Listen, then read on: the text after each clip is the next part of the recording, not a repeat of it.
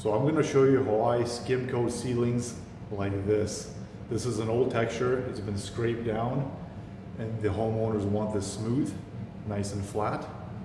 So this is what I do. So for this step, for skim coating ceilings, the key is a good mixture of mud. See, it isn't very liquidy. I want it nice and smooth. I needed a good consistency so my arm isn't falling off, so my shoulder isn't in pain in the end. So the key, a good mud that isn't too liquidy, and it isn't too thick either. You want it a nice smooth consistency, so you don't want it dripping right off the trowel right away.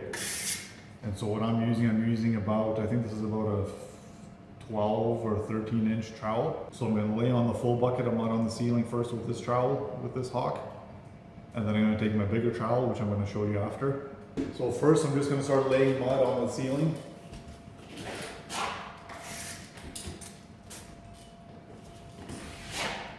In no particular order, I'm just going and laying on about half of this living room.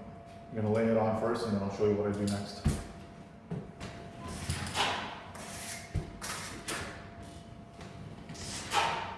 And as you can see, I'm just going in strips, in rows, just to get all the spots. I don't want any bald spots of air.